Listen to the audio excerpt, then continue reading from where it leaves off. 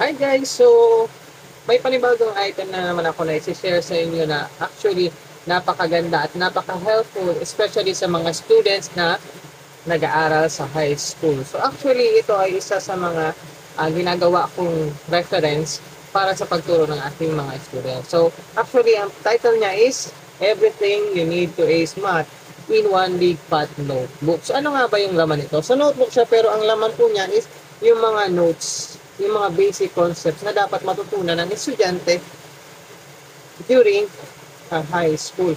So actually hindi po siya naka-pattern sa pagkakasunod-sunod ng lesson um, sa kada grade level up, kundi compilation po siya ng mga basic concepts na dapat matutunan ng estudyante para may apply niya at maintindihan niya yung mga topic na dinidiscuss ng teacher sa high school. So, sad to say kasi, yung nangyayari po kasi ngayon is, pag nagtuturo kami, as a math teacher yung experience ko po, is, imbes na mag-focus kami sa current topic or competency na dapat matutunan ng estudyante on that day, is, nauubos yung oras namin sa kaka-review ng mga basic concepts na dapat nilang alam usually bago kami makapagpatuloy sa aming lesson. So, anong nangyayari, hindi po namin nauubos yung competency na dapat nilang matutunan during their grade level. So, kung gusto nyo pong bumili, nasa comment section lang po yung link.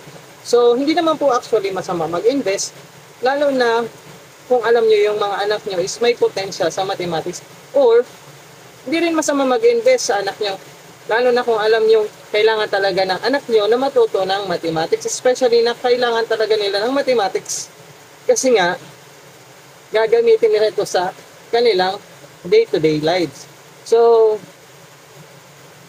maganda po ito actually as reference kung gusto nyo pong natuto yung anak nyo talaga kahit yung mga basic concepts lang para naman at least hindi sila yung tameme or kumbaga hindi nakikinig kasi usually yung mga estudyante ngayon hindi nakikinig sa teacher. It's because hindi dahil sa ayaw nilang makinig, kundi hindi dahil hindi nila maintindihan yung topic na dinidiscuss kasi nga wala sila or kulang sila ng basic foundation na kung saan dapat talaga alam na nila yun.